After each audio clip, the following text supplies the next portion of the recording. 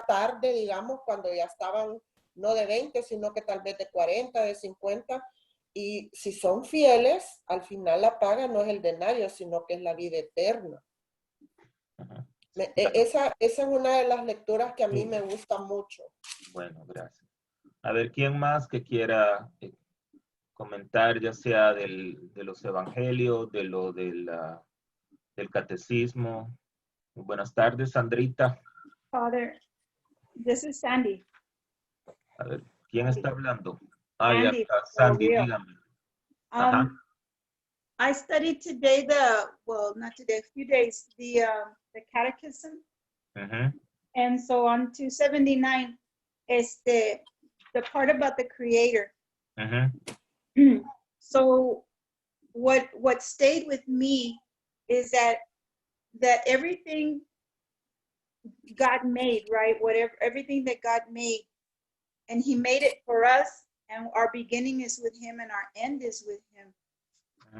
But that how often through life I have gone through my day to day without recognizing creation around me. I have, sometimes I get into a routine, and everything is around me so that I can give praise to God. Yeah. Right? So it reminds me of a Psalm, I think it's 8, that they say, what is man that you should be mindful of him? So, yo pienso que en veces en mi vida me ha faltado la gracia de reconocer la creación. Creo que es una gracia, ¿verdad? It's a grace to recognize the things around you and the people around you, and that everybody and everything is made by God to be going back to him. Yes, it's true. Sí. Está bueno. Muchas gracias, Sandy. A ver, ¿quién más que quiera? ¿Y yo? A ver, Gloria. Bueno, en la cita del catecismo de la Iglesia Católica nos hablan de la profesión de fe como lo del credo en la iglesia, y cómo Dios creó el cielo y la tierra, y también nos menciona una parte del credo que dice que creó lo visible y lo invisible, y el principio, él era el verbo y el verbo era Dios. Entonces, nos habla sobre la creación, cómo nosotros los católicos nos enseñamos a profesar la fe, a tener más fe, a creer, porque eso es el credo, la profesión de fe, el credo de la iglesia, que rezamos en la misa. Sí, claro. Bueno, muchas gracias, Gloria. Miren, hay dos maneras. Cuando estamos en un estudio de Biblia, bueno, se recuerdan en el principio, les dije que hay tres maneras de ver las Sagradas Escrituras, una como un libro de historia, la otra ver la parte teológica, que es lo que estamos estudiando, y la otra la parte espiritual, que es lo que uno va a tomar de determinado capítulo, evangelio, lo que sea. Entonces, por ejemplo, el capítulo a partir del capítulo 19, si ustedes tienen en su Biblia, empieza ya el discurso, se llama discurso escatológico de Jesús. En realidad, los que han visto la misa de aquí de Santa Clara estuvo explicando lo que es escatología. La escatología es el estudio de las últimas 4 cosas. En inglés es the last 4 things. Ya la muerte, el juicio, el cielo y el infierno. Ya Jesús comienza a hacer énfasis en eso. Entonces, cuando vemos esa parte teológica, digamos, estos capítulos nos están preparando para entender un poquitito más el mensaje escatológico de Jesús. ¿Verdad? Que al final lo más importante es la salvación, pero que también hay un proceso, que es la muerte. Vamos a ser juzgados por nuestras acciones. Hay muchas veces la gente se queda con la parte romántica de este tema. San Juan de la Cruz decía que vamos a ser juzgados por el amor que ponemos a las cosas. Y cualquiera que pueda escuchar eso, pues diría, bueno, yo hago todo con amor, pero no se trata de eso. San Pablo ha dicho también que las obras es una consecuencia de nuestro amor. Entonces, una persona que tenga una fe sin obras es una obra muerta. Entonces, no hay amor realmente. No sé si me estoy dando a entender en ese punto. O sea que no se queden con la parte a medias o romántica, ¿verdad? Por ejemplo, ahora vivimos en tiempos que decimos, bueno, hay que orar por los pecadores, por decir algo. Todos somos pecadores, pero hay que orar por la conversión de los pecadores, no por los pecadores y nos quedamos orando por ellos. Cuando se ora por algo específico. Entonces, vivimos en tiempos que ahora si uno dice, oramos por la conversión, es como que estamos diciendo, estás juzgando. No se trata de juzgar, ¿verdad? Se trata de recordar el mensaje, por ejemplo, de Juan el Bautista. Juan fue terrible como hacía su mensaje. Jesús, San Pablo y todo, ¿verdad? Entonces, esta parte nos va preparando para ver, por ejemplo, entender qué son las parábolas. Las parábolas son cuentos que enseñaban a los judíos para entender el punto que Jesús quería. Como bien decía mi hermana, que aquí no es el denario lo que importa, ¿verdad? Sino que el premio o el pago a la fidelidad es la vida eterna, y no importa si la persona es fiel desde que nace hasta el último momento. Por ejemplo, tenemos el caso del buen ladrón. El buen ladrón se convirtió hasta el último momento. Entonces, fue el primero que sabemos que está en el cielo, porque le dijo al Señor, te aseguro que hoy estarás conmigo en el paraíso. Entonces, esa parábola nos deja esa enseñanza también. Pero también nos enseña a ver en los servicios de la iglesia cómo también las personas que tienen más tiempo de estar sirviendo, ¿verdad?, rechazan a los nuevos. En vez de abrirles las puertas, hay gente, ¿verdad? Y eso es lo que uno tiene que quedarse. ¿Cómo soy yo con los demás? ¿Cómo soy yo para aquellas personas que llegan, si les doy la bienvenida o no? ¿Verdad? A mí no me da derecho porque tengo tanto tiempo de estar sirviéndole al Señor como una persona nueva que llega. Y lastimosamente eso se da en todos lados. Para poner ese mismo caso. También el caso del matrimonio y el divorcio, ¿verdad? Todo eso son temas importantes que debemos analizar. Entonces, la parte teológica, ¿verdad?, como me preguntaba María, si ella explicó bien, es desde el punto de vista de lo que usted entendió, ¿verdad? Y ustedes tienen que preguntarse, si una persona me pregunta a mí, ¿verdad? Óyeme, ¿de qué habla el capítulo 19 del Evangelio de San Mateo? ¿Verdad? Entonces, en breve, in a summary, how can you explain about chapter 19? En breve, en pocas palabras. Entonces, ese es el punto, ¿verdad? Así es la parte teológica. Y la parte espiritual es decir, bueno, a mí me deja la enseñanza, por ejemplo, del matrimonio, por decirles algo, de la humildad que habla, porque también hay pleitos, envidia entre los discípulos, la mamá de los hijos de Zebedeo, ¿verdad? Le dice al Señor, oye, que uno esté en un lado y el otro esté a la diestra, el otro a la izquierda. Entonces, ese es el punto para que podamos entender un poquitito sobre las Sagradas Escrituras, ¿verdad? Para que también ustedes recuerden dónde están los temas. Y hoy lo que vamos a hacer es, como son 2 capítulos, tomé lo más importante de los 2 para que se puedan quedar con la enseñanza. Por ejemplo, en el capítulo 19, lo más importante es la enseñanza del matrimonio, el divorcio y lo que enseña la iglesia en relación. Mi meta es que al final ustedes sepan la importancia del matrimonio, porque es indisoluble, también que sepan entender lo que es la diferencia entre un matrimonio y un sacramento.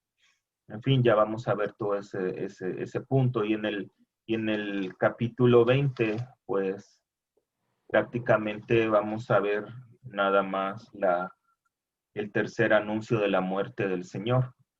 Así es que, ¿alguna pregunta antes de comenzar? Me decía Carmen, tengo aquí Hola, yo tengo un comentario, padre. Buenas tardes a todos. Buenas tardes, padre. Buenas tardes.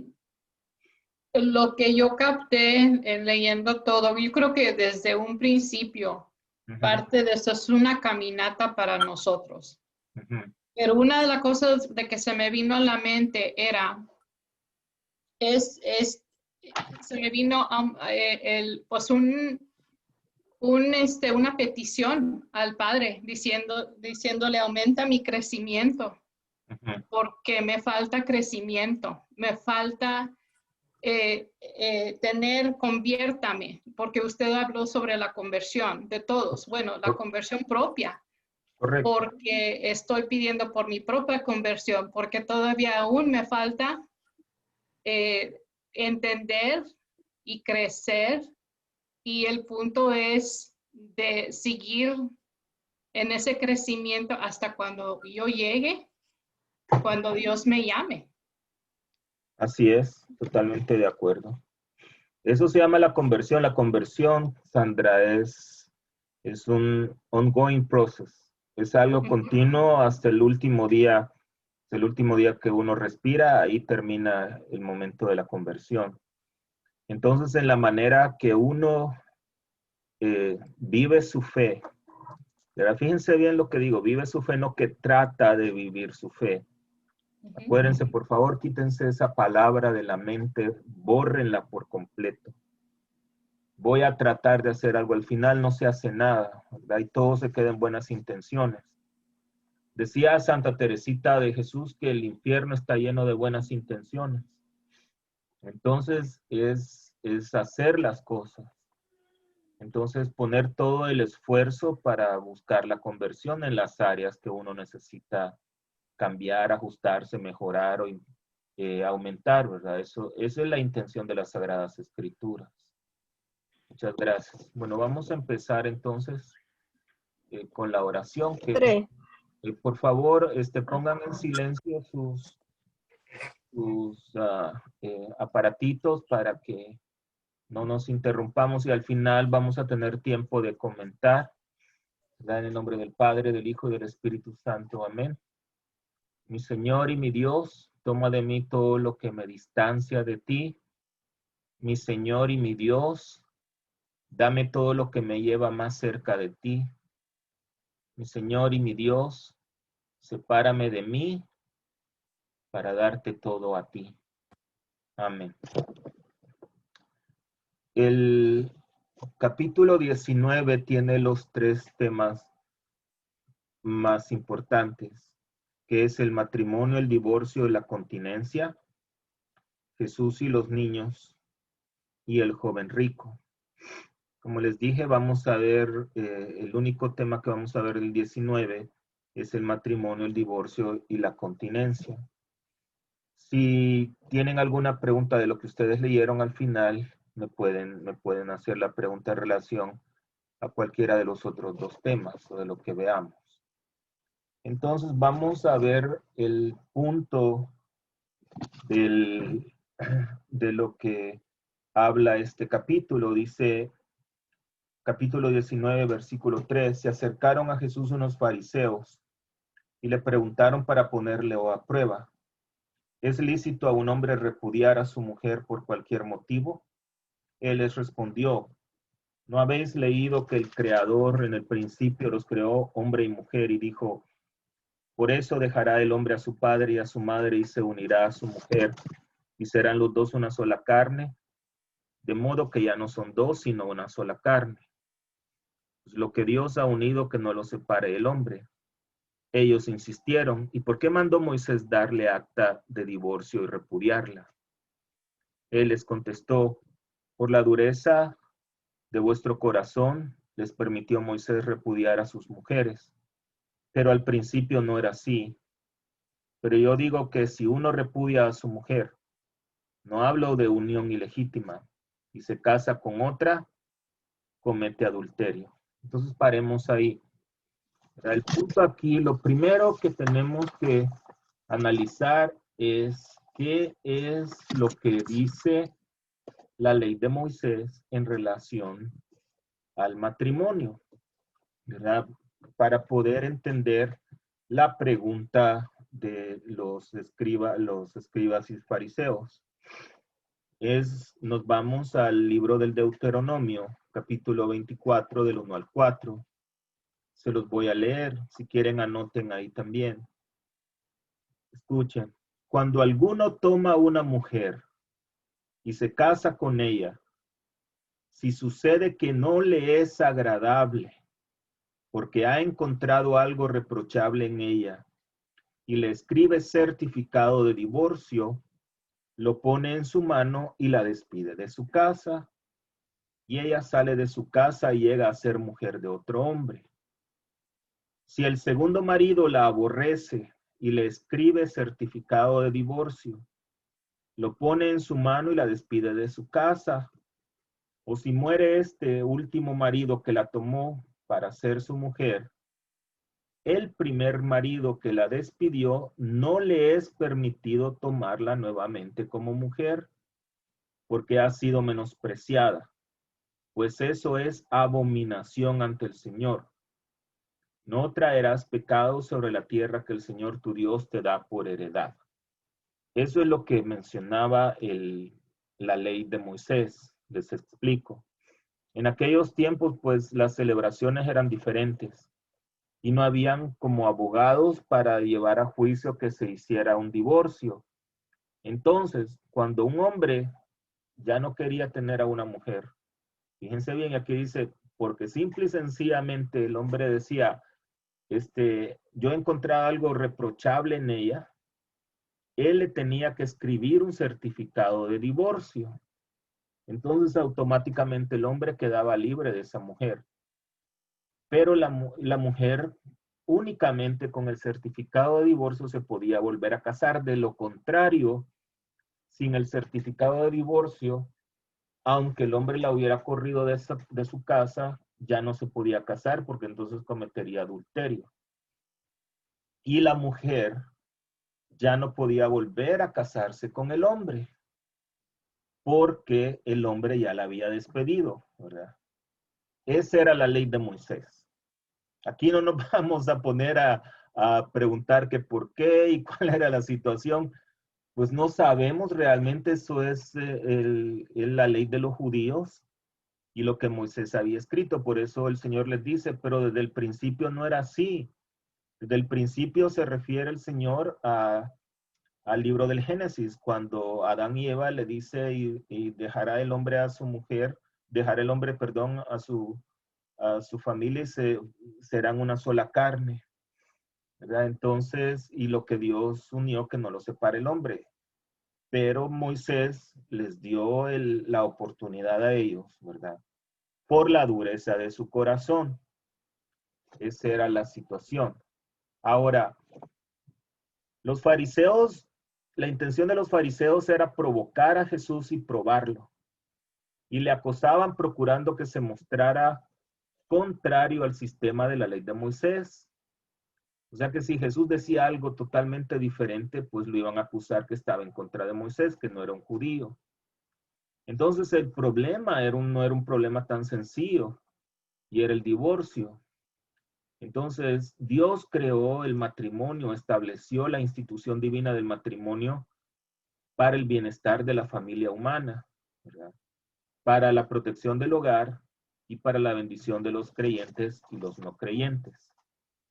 El catecismo de la Iglesia Católica nos dice, fíjese, están en los números 1643, 1644, 1655, perdón, 1644, 1654, 2364, 2380 y 2382 dice: Cristo afirmó que el matrimonio es una unión indisoluble entre un hombre y una mujer. La Iglesia enseña de este modo que las principales características del matrimonio cristiano son la unidad y la indisolubilidad, y que el matrimonio tiene un fin tanto de unión como de procreación, es lo que tienen ahí en pantalla, enfrentándose a la doctrina farisea que admitía el divorcio. Jesús declara que el divorcio es fruto de una dureza de corazón y que atenta contra el plan de Dios. Entonces, el objetivo de Dios con el matrimonio son prácticamente tres. La unidad, o sea que se complementan. Se complementan porque son diferentes. Jesús hace énfasis, el libro de Génesis hace énfasis cuando dice entre un hombre y una mujer. No omite hombre y mujer, porque pudiera decir el matrimonio en sí. Entonces, la sociedad actual obviamente está presionando para que las uniones homosexuales se consideren como matrimonio, y eso jamás va a pasar, porque el matrimonio es una institución divina. Segundo es que es indisoluble, o sea que nadie lo puede, no existe. La Iglesia Católica es la única iglesia que no acepta el divorcio. Hay algunas iglesias que sí aceptan el divorcio. Y además, uno de los fines importantes para el matrimonio es la procreación. Entonces, el adulterio rompía la relación matrimonial y proporcionaba el motivo fundamental para el divorcio, que era lo que el libro del Deuteronomio nos habla en ese punto, ¿verdad? Entonces, con toda esa resumen, vamos a seguir con lo que enseña la Iglesia con la indisolubilidad del matrimonio. Dice, esta insistencia inequívoca en la indisolubilidad del vínculo matrimonial pudo causar perplejidad y aparecer como una exigencia irrealizable. Sin embargo, Jesús no impuso a los esposos una carga imposible de llevar y demasiado pesada, que era más pesada que la ley de Moisés, viniendo para restablecer el orden inicial de la creación perturbado por el pecado, fíjense bien, y da la fuerza y la gracia para vivir el matrimonio en la dimensión nueva del reino de Dios, siguiendo a Cristo, renunciando a sí mismo, tomando sobre sí sus cruces. Los esposos podrán comprender el sentido original del matrimonio y vivirlo con la ayuda de Cristo. Esta gracia del matrimonio cristiano es un fruto de la cruz de Cristo, fuente de toda la vida cristiana. Entonces, la gracia de la indisolubilidad la da Jesús. Si Jesús no es parte de un matrimonio, obviamente va a ser un fracaso, ¿verdad? Entonces es donde llega pues las diferencias, llegan los problemas y terminan en la separación, etc. Ahora, la Iglesia Católica, como les dije, no reconoce o no tiene el divorcio, sin embargo, tiene la nulidad del sacramento. Por eso nosotros cuando decimos el matrimonio, decimos el sacramento del matrimonio, el sacramento de la comunión, el sacramento del bautismo. En otras iglesias no son sacramentos.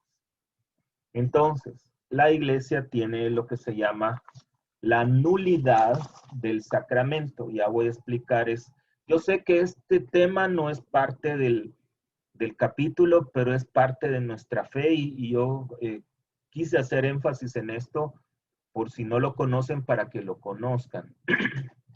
Entonces, una declaración de nulidad es el pronunciamiento de un tribunal eclesiástico de que una relación que parecía ser un matrimonio, en realidad no era un matrimonio tal y como entiende la iglesia. Las razones por las cuales se puede declarar la nulidad de un matrimonio son la presencia de un impedimento invalidante antecedente a la celebración del matrimonio, un defecto invalidante o la ausencia total o parcial de la forma canónica matrimonial cuando ésta es requerida, o un defecto invalidante del conocimiento de uno o ambos contrayentes. Ya voy a explicar esto en detalle. Son 3 aspectos que un matrimonio sacramental puede declararse nulo. La presencia de un impedimento invalidante antecedente a la celebración del matrimonio. Para ponerles un medio ejemplo, resulta que se casan 2 personas, pero una de ellas ya estaba casado previamente civilmente con otra persona. Ese matrimonio sacramental califica para declararse nulo. Un defecto invalidante o la ausencia total o parcial de la forma canónica matrimonial cuando ésta es requerida. Por ejemplo, alguien se casa y resulta que no tenía uno de los sacramentos, o resulta que llega un sacerdote que no está con las facultades de la diócesis, por ejemplo, pero es sacerdote que digamos que el obispo le ha suspendido las facultades, ese sacramento no es válido. ¿Se acuerdan que hace algunos meses les comenté el caso de este sacerdote que todas sus facultades pues fueron eliminadas porque me parece, si no mal recuerdo, él no tenía el sacramento del bautismo o de la confirmación, me parece, no recuerdo cuál de ellas. Y la tercera dice un defecto invalidante del consentimiento de uno o ambos contrayentes. Por ejemplo, si uno de los dos son impotentes para tener relaciones sexuales y no lo sabe el cónyuge, el matrimonio sacramental automáticamente se declara inválido. Entonces, el Código de Derecho Canónico, les voy a leer algo que dice: la Iglesia, dice, es guardiana de los sacramentos como esposa de Cristo. La Iglesia vigilantemente protege la integridad del santo matrimonio.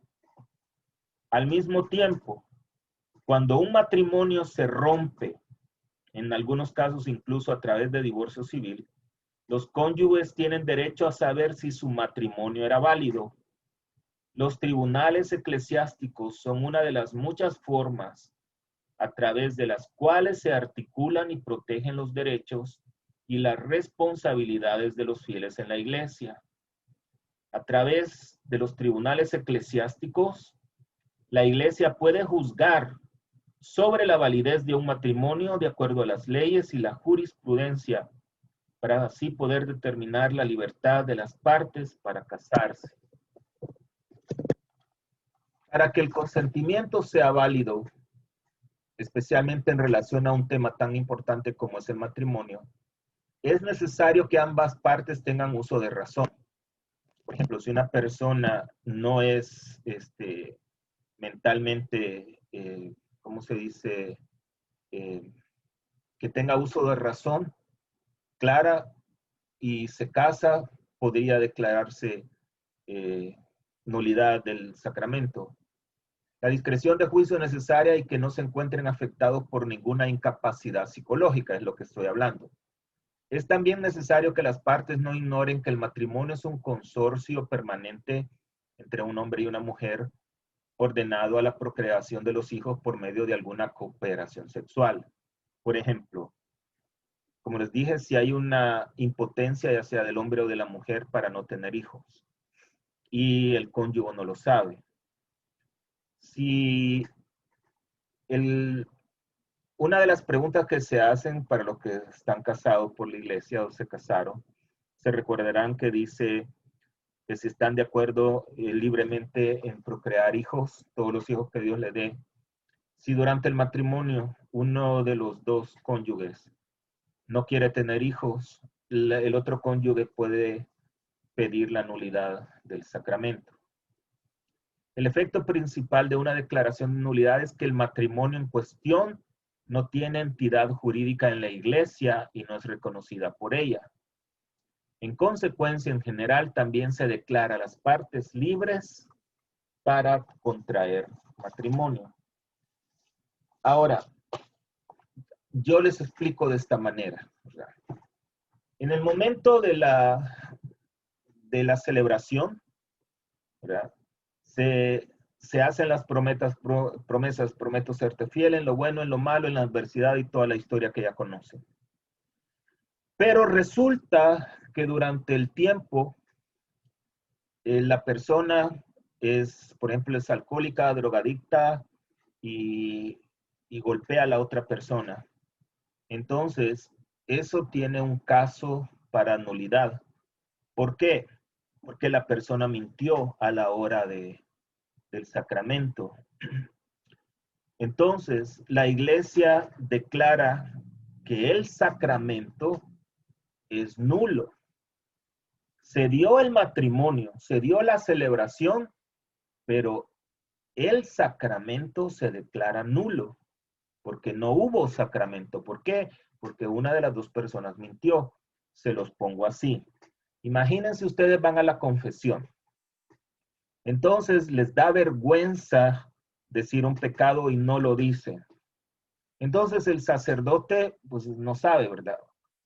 Al final el sacerdote les va a dar la absolución. Se dio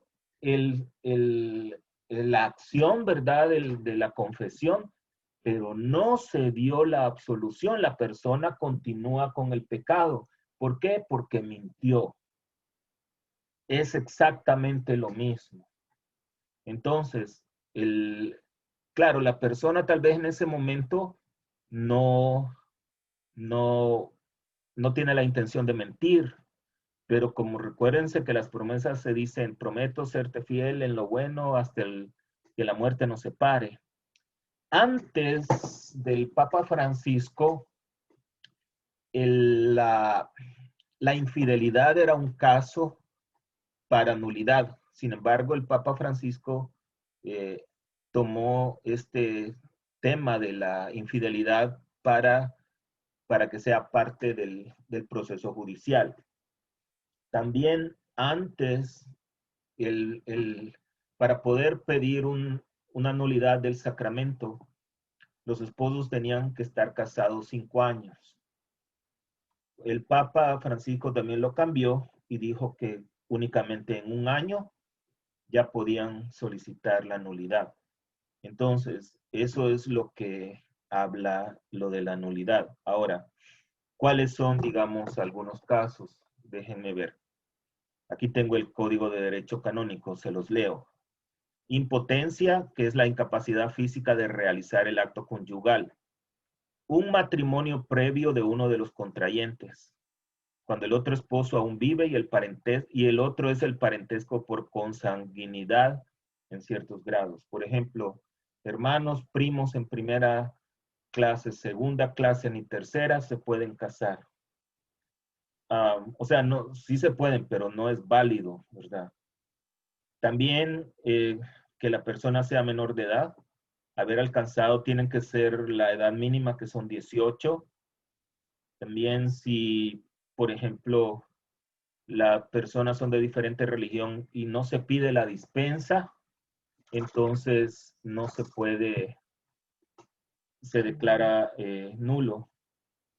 que una de las dos personas no tenga el sacramento del bautismo, que tal vez la persona sea un sacerdote y no haya pedido la dispensa. Por ejemplo, si un sacerdote decide ya no seguir activo en el ministerio, la dispensa tiene que ser autorizada por el Papa. El Papa lo dispensa para poder, ya deja de ser sacerdote en función, pero la, la, la promesa de ¿cómo se llama? Del celibato tiene que esperar 5 años. O sea que el sacerdote, digamos, si yo decido ya no sigo y el Papa me manda la autorización, tengo que esperar 5 años para poder casarme y tener relaciones. Entonces, esa es una de las bases. Bueno, hubo en Florida un caso famoso con el padre Alberto Coutier, digo el nombre porque fue famosísimo.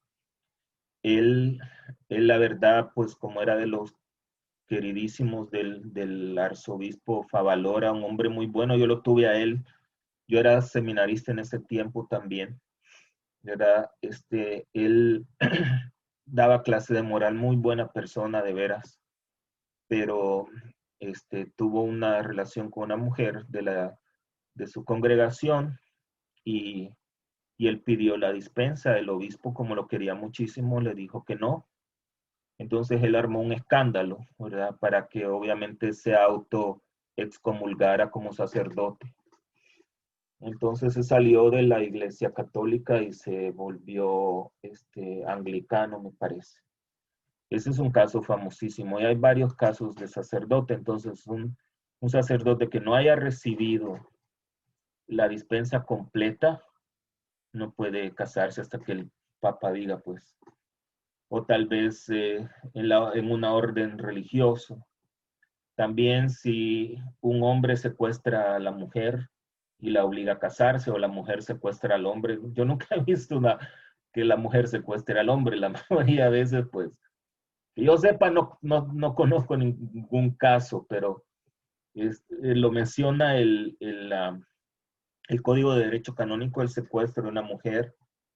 También el que obliguen al marido o a la mujer, digamos que viene el suegro y le dice, mira, si no te casas, te mato. O le den dinero, ¿verdad? Y el cónyuge se da cuenta que se casó porque el papá le ofreció dinero, entonces puede pedir nulidad. Esos son algunos de los casos, ¿verdad? También si hay violencia física por drogas, alcohol. También si parte de eso es, si uno de los dos es homosexual, entonces se niega a tener relaciones íntimas, entonces también puede declararse nulo el sacramento. Entonces, en algunos casos, dice el Código de Derecho Canónico, es posible obtener la dispensa de ciertos impedimentos, ¿verdad? Por ejemplo, para una persona que es católica, digamos que hay una pareja, porque ya hay casos así, de hecho aquí en mi parroquia tengo 2 casos así, que la mujer es católica, pero el marido no es católico, ni siquiera es bautizado. Entonces eso se llama una dispensa de sanación.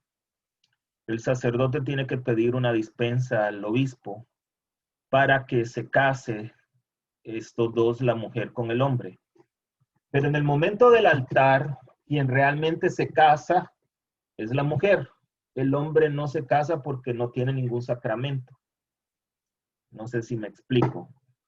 Entonces, eso se llama el matrimonio de sanación.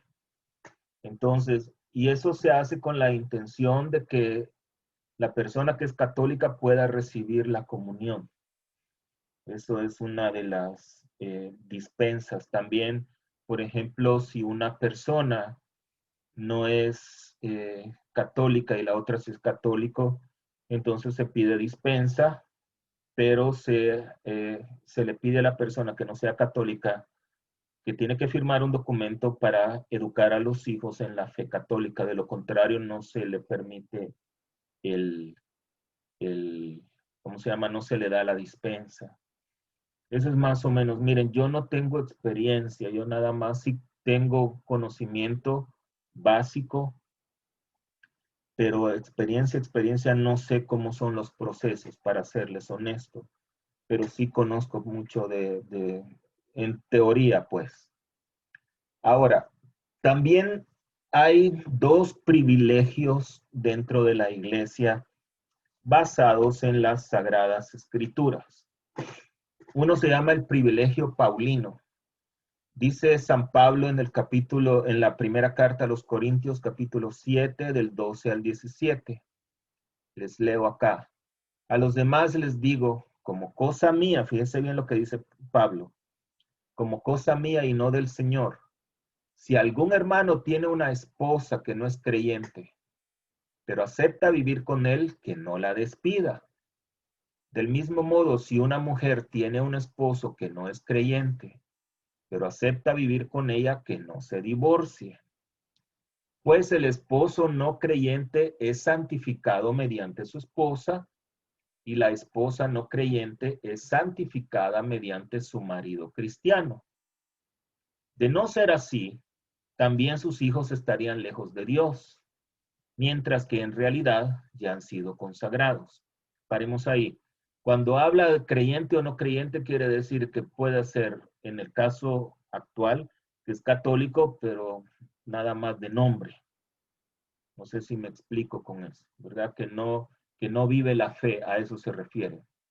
Ahora, si el esposo o la esposa no creyente se quiere separar, que se separe. En este caso, el esposo o la esposa creyente no están esclavizados, pues el Señor nos ha llamado a vivir en paz. Entonces, esa frase, desde donde dice, si el esposo o la esposa no creyente se quiere separar, que se separe. En este caso, el esposo o la esposa creyente no están esclavizados, pues el Señor nos ha llamado a vivir en paz.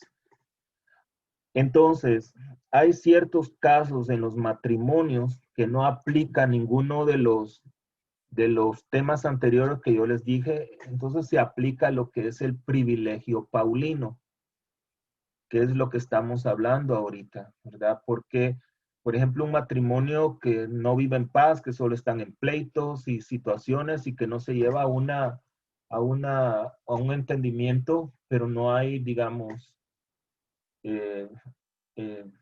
violencia o no hay infidelidad, nada, simple y sencillamente se llega a vivir, entre comillas, como un infierno ese matrimonio.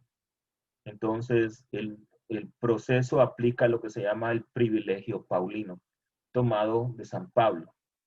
Entonces, continúa la escritura. ¿Estás segura tu mujer de que vas a salvar a tu esposo? Y tu marido está seguro de que podrás salvar a tu esposa.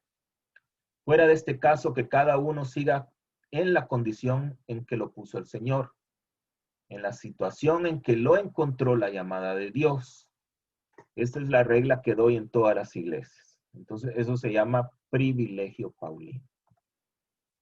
También hay otro que se llama privilegio petrino.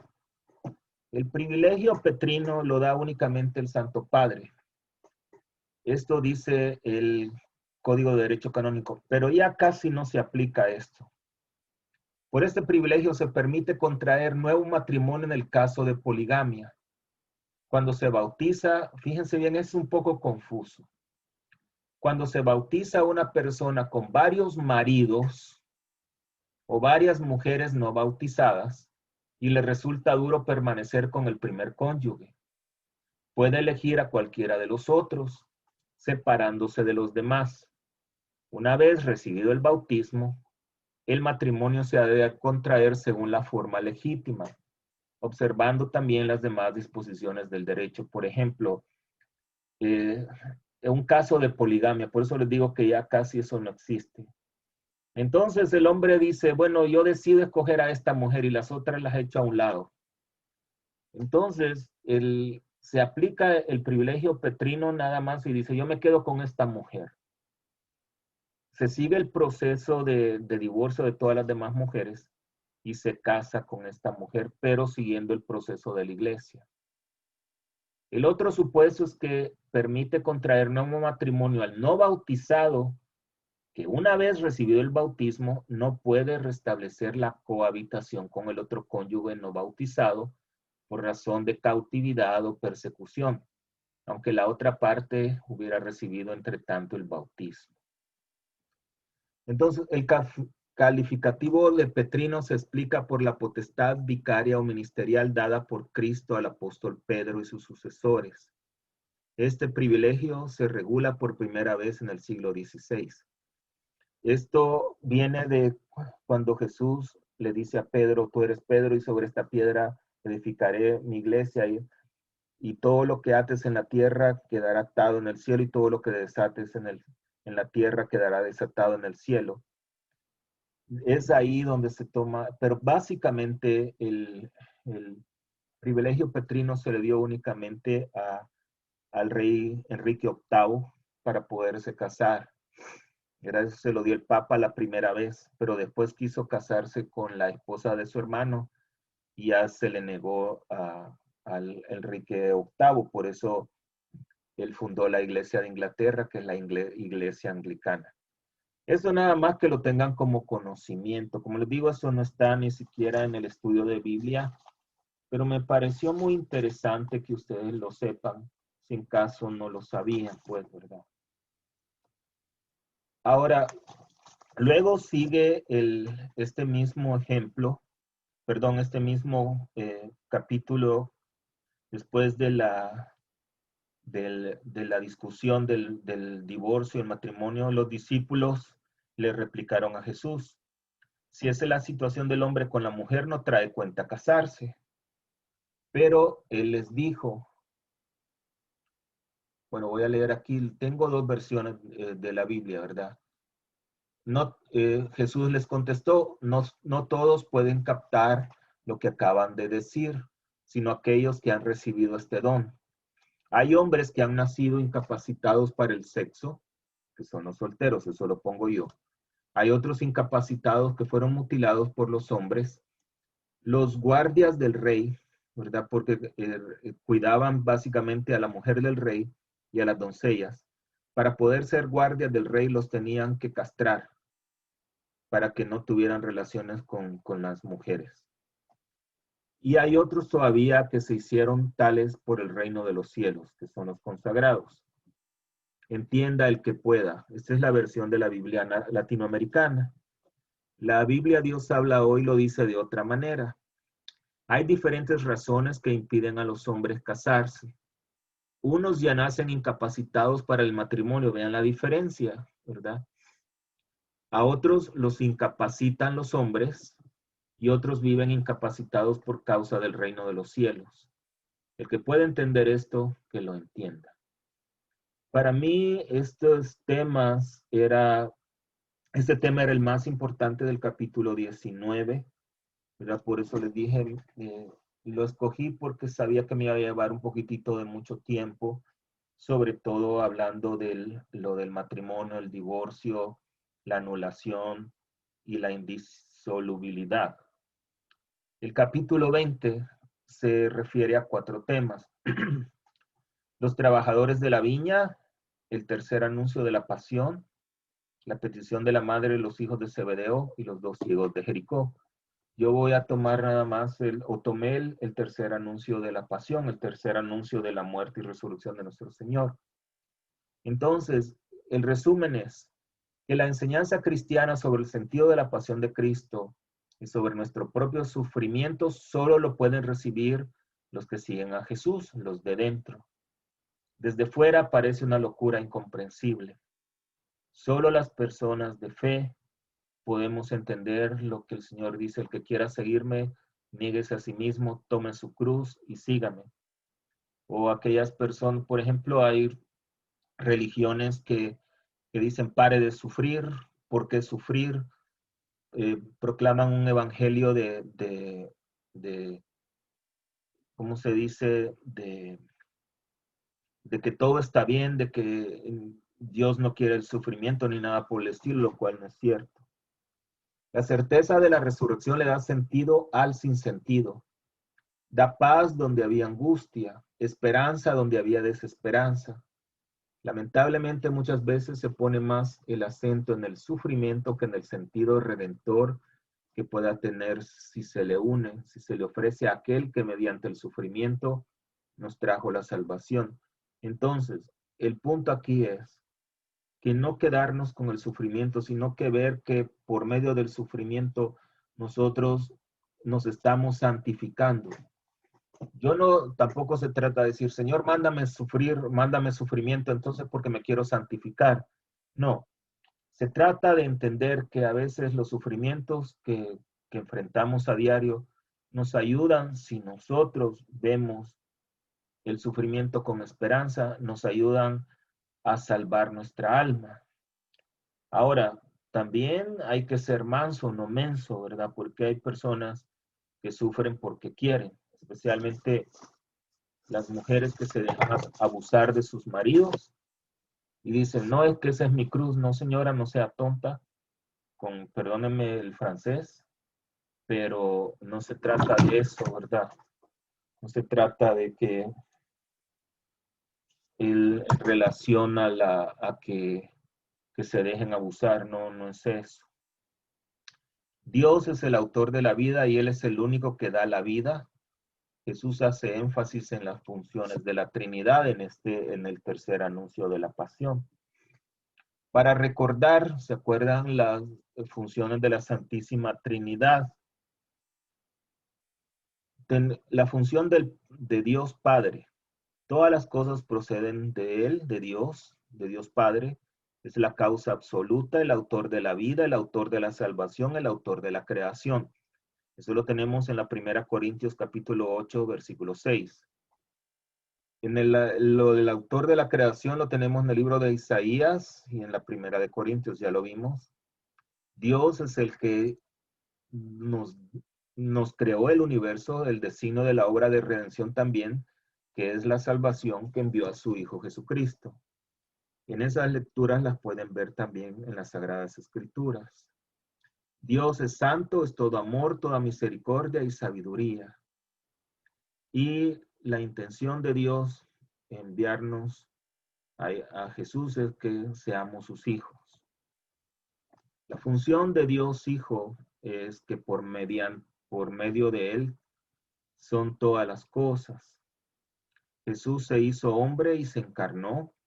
Es la luz que alumbra a todo hombre. De hecho, hoy para el 24 vamos a encender la luz, la vela blanca, que significa la luz de Cristo. Jesús es la obra de la redención, ¿verdad? Gracias a Él, eso es lo que celebramos nosotros básicamente en la Navidad. El nacimiento de Jesús nos trae la salvación, porque sin Jesús no tuviéramos salvación. ¿Me explico? Y también el Hijo es el Redentor y se ofrece a sí mismo por cada uno de nosotros. Y el Espíritu Santo procede eternamente del Padre y del Hijo. Él es enviado por el Padre y el Hijo, da testimonio de Cristo. Es el Paráclito, el Consolador, el Abogado, el que nos ayuda a discernir en la vida. Es el que nos ayuda a proclamar, a enseñar, a declarar. El Espíritu también nos regenera a nosotros como seres humanos. Dice también Juan, rebatirá al mundo en lo que toca al pecado, al camino de justicia y al juicio. Finalmente, el Espíritu Santo es el guía y reparte dones a quien quiere también. Ya pues llegamos aquí al final.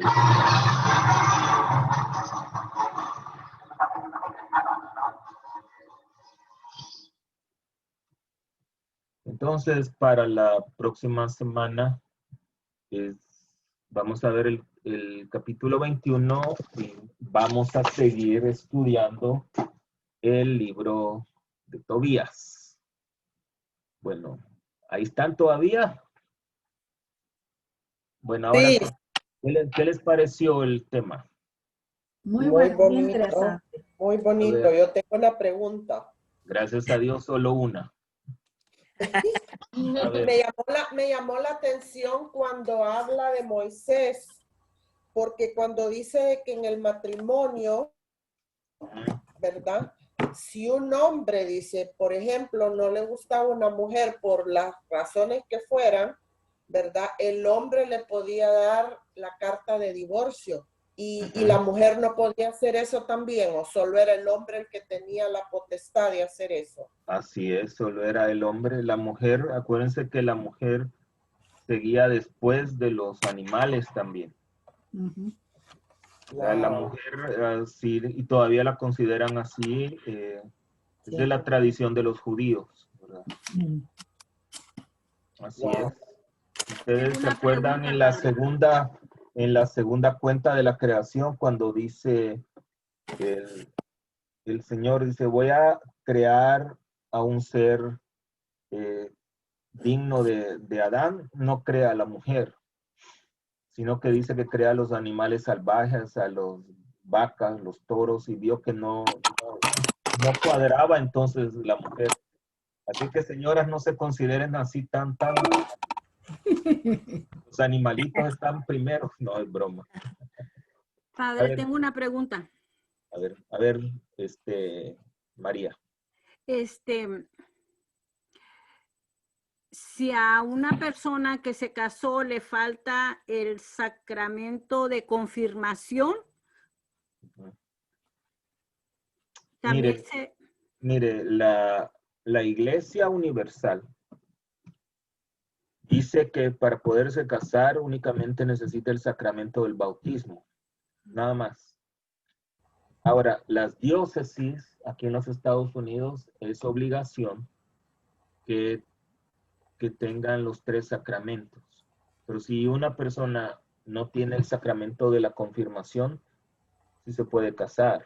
O sea, el matrimonio es válido. Lo que pasa que en otros países, ¿verdad? No necesita el sacramento de la confirmación. En otros países lo mantienen nada más solo con el bautismo. Lo que pasa que lo ideal es que en el momento del sacramento la persona reciba la comunión, ¿verdad? Las 2 personas. Pero si no, pues por lo menos solo la unión sacramental. No sé si le respondí. bien, padre. Gracias. ¿Alguien más? ¿Alguna pregunta que tenga? Padre, dijo de una forma de que Jesús les hablaba en parábolas para que no entendieran o para que entendieran. Porque él tenía que explicársela siempre a ellos. Les dice para Sí, que lo que pasa es que Jesús, si les hablaba directamente a los escribas y fariseos, lo iban a tomar más, más odio, ¿verdad? Sí. Hablaba en parábolas para que no solo captaran los escribas y fariseos, sino que las otras personas también.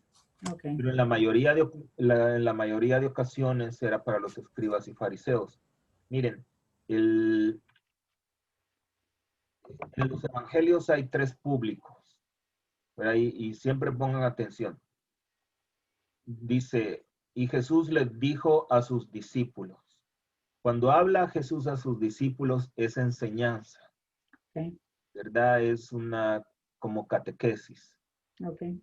Cuando es a los escribas y fariseos, y Jesús le habló a los escribas y fariseos, van a oír bastante fuerte el sermón de Jesús, porque saben que ellos oían los mensajes y no se convertían. Okay. Y cuando le hablaba al pueblo, era muy misericordioso. Son los 3 tipos de públicos que tenía Jesús. Nosotros nos debemos de considerar como los discípulos, ¿verdad? Como enseñanza. Sin embargo, el problema que tenemos en las iglesias, que a veces cuando uno habla un poco directo, la gente se ofende y se va. Ese es el problema que tenemos realmente. Okay. A ver, ¿quién más? Yo tengo una pregunta, padre. Es algo con Y la pregunta es esta, ¿verdad? Como usted sabe, ¿verdad? Mi hija se va a casar. Nosotros nos piden los padres, aún ellos siendo mayores, un poco mayores de edad, tienen la edad. ¿Por qué la iglesia nos pide darles el permiso para que ellos se casen? Es algo... ¿Cuál iglesia, mija? Perdóname. Pues, por ejemplo, quizá porque no viven en Del Río, o sea, no... ¿Sería por eso? ¿Es la arquidiócesis que lo pide? No le entiendo la pregunta. Mira, por ejemplo, entonces Gaby me pide, por ejemplo, porque ellos están en Fort Worth, Ajá. ¿verdad? Entonces piden, porque ellos no están en Del Río, se van a casar en San Antonio, Ajá. y entonces tenemos que pedirle permiso a la iglesia, porque ellos, bueno, pues... No, ya le entendí, pero no es a los padres de familia.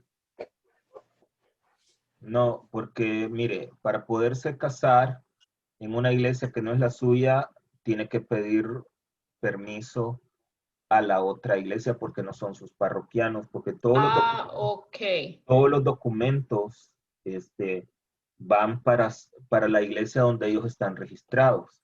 Ok. Y también, por ejemplo, si el sacerdote que no los va a casar no es su sacerdote, el sacerdote tiene que pedir una, no es dispensa, pero autorización del otro sacerdote para que pueda hacer la celebración.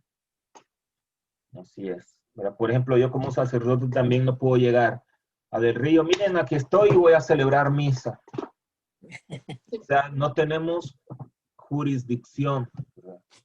Entonces, sobre todo si estamos en otra diócesis. Entonces, para que uno pueda, yo soy sacerdote católico en la arquidiócesis de San Antonio y mis facultades están aquí nada más. Pero yo no puedo ir a celebrar a otro estado si no llevo la autorización. Si la diócesis no pide, manda, la diócesis, por ejemplo, yo he ido a Miami y he podido celebrar allá, pero entonces lo que se hace es que yo pido una carta de good standing para que se envíe a la arquidiócesis de Miami y la arquidiócesis la envía a la iglesia donde yo voy a celebrar y yo no puedo ir a celebrar a otra iglesia que no sea aquella iglesia. Así es como funciona eso. Un permiso especial. Porque puede llegar Perico el de los palotes y dice yo soy sacerdote y ya. Así es. Es un visiting priest, Father.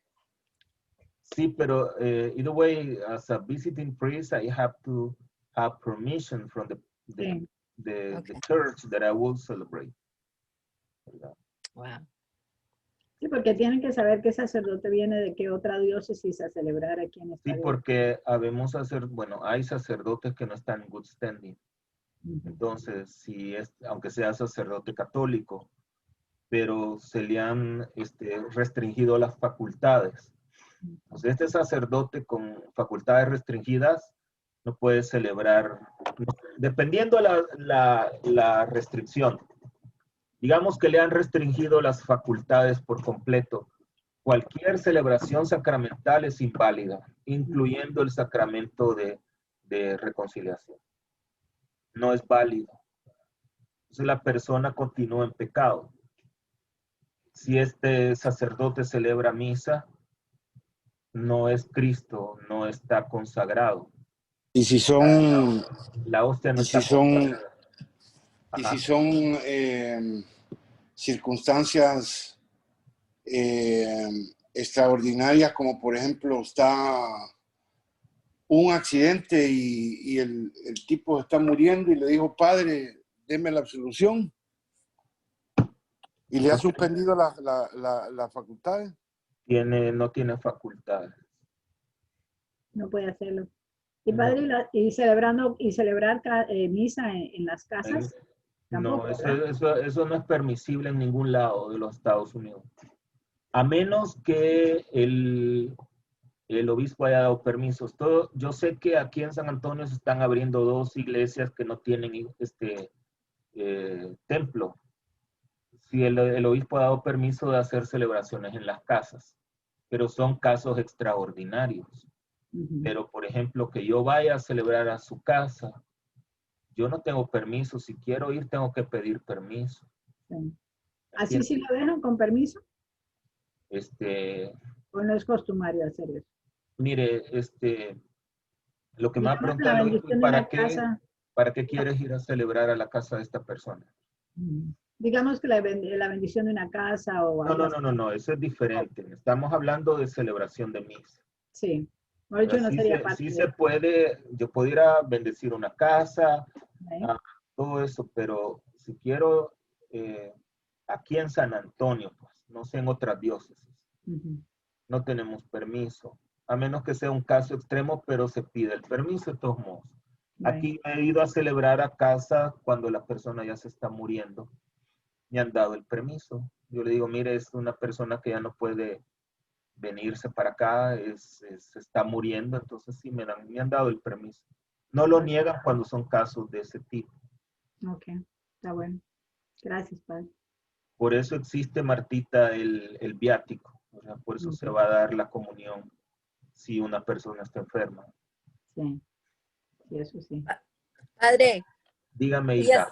y así como Gaby, la hija de Sandra, que se va a casar y que tiene que pedir permiso porque pertenece a esta parroquia, y haya visto ocasiones donde se les niega. No es permiso, solo es una carta nada más. Hay veces donde se puede negar o no. No, no, no, no. Ok. A menos que, digamos que la pareja, los documentos estén irregulares, no les Ok. firme la carta.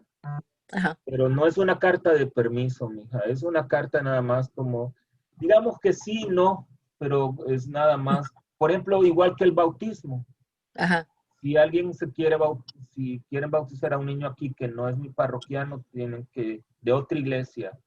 Es que todos los documentos se mandan a la diócesis, pero quedan en la parroquia donde las personas están registradas.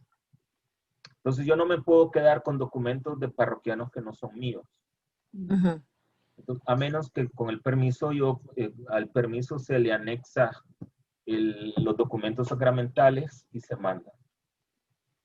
También nosotros tenemos la facultad de casar civilmente a las parejas. No hay necesidad de llevarlos al juicio, al juzgado y toda la cosa. No hay. Entonces lo que se hace es que hay un documento, se llena todo ese papel y uno tiene que mandar el documento civil que no pase de un mes. Padre, ustedes pueden casar una pareja sin la licencia de matrimonio. En ese momento se le da la licencia.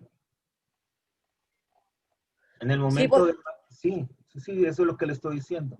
Ah, wow. ¿Verdad? Pero tiene que, claro, la pareja le tiene que avisar al sacerdote para hacer todo el papeleo. Entonces, en el momento del matrimonio se llenan, ya los papeles están llenos, se firma y la licencia se le extiende, ¿verdad? Y se manda al juzgado donde tenga que mandarse, pero que no pase de un mes. A mí me pasó aquí, yo no sabía que era un mes. Resulta que pasaron como 5 meses y tuve que hacer como juicio, pagué una multa porque me dijeron que el matrimonio era inválido porque había pasado más de un mes.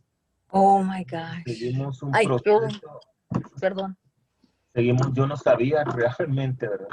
Entonces, lo que se hace es que las personas le traen a uno la licencia en blanco y uno la llena y ya, eso es todo. ¿Pero qué matrimonio fue válido? ¿Solo el civil o el de la iglesia también? Es que la iglesia no necesita el matrimonio civil. Pero si una persona no está casada por lo civil, legalmente no está casada, legalmente. Sí, porque el gobierno no reconoce, No lo reconoce para las religioso. cuestiones legales, ¿verdad? Ok. Tiene que ser. De un montón de situaciones. Lo que pasa es que los sacerdotes casi no lo hacen, ¿verdad? Porque, como les digo, es un papeleo un poquito diferente, pero sí se puede hacer. Oiga, padre, pero vamos a suponer que viniera una pareja que estuvieran que se fuera militar. Ajá. Y van a venir por una semana o dos y un padre los va a casar, pusieron de acuerdo que se los iba a casar, pero no tuvieron tiempo porque como son militar, no vinieron con tiempo para sacar la licencia aquí con la county clerk, ¿verdad? Vamos a suponer. Ajá. Como quiera, no se puede casar el padre. Sí, por eso le estoy diciendo, el padre les da la licencia, pero se lo tienen que decir con tiempo para preparar la documentación. Ok. Wow. Y se manda al juzgado para que se autentique, ¿me entiendes? Porque nosotros no podemos autenticar, pero sí podemos hacer la celebración civil. Oh, está bien, padre. Sí. Que se va a casar usted por lo civil. No, padre, es que me hablaron a mí una pareja y la muchachita andaba bien, como asustadita, porque no, aquí se la estaban haciendo de cuadritos, porque aquí iban a cerrar toda la semana y ella diciendo, pues ya puse mi aplicación en el internet, nomás estoy esperando a que me den mi cita.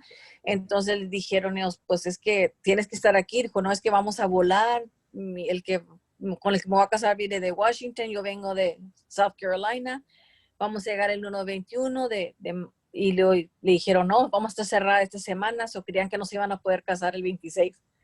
Sí. Y uno de los padres de aquí los va a casar, pero Así es.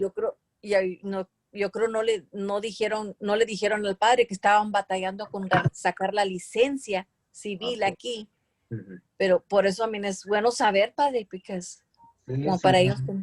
Claro, son un montón de cosas que, como le digo, yo no tengo experiencia, pero más o menos tengo alguna teoría de eso, sí. Que sí se puede hacer. Sí, sí se puede hacer. Ay, gracias, padre. Claro. A ver, bueno, pues ya, un poco noche la cosa. Les agradezco mucho, pues, a los valientes que se quedaron conmigo. Ojalá, pues, hayamos aprendido un poquitito más. Oiga, padre, yo me quedé con la preguntita del rico que no entrará al reino de Dios. ¿Y qué onda se quedó con la preguntita? Porque si hay alguien aquí en el mundo que esté rico, que sea, no va a entrar. Ay, por eso como Donald Trump, que es billonario. Todo depende de su corazón porque hay gente pobre que son como ricos. Entonces, si su corazón es duro y así, de ahí es donde Dios va a ver. Mire, hay ricos, hay personas de dinero muy caritativas que son más devotos que pobres que son devotos. No se trata de dinero, de riqueza, ni de nada, sino que lo que dice el Señor es que aquellas personas que tienen,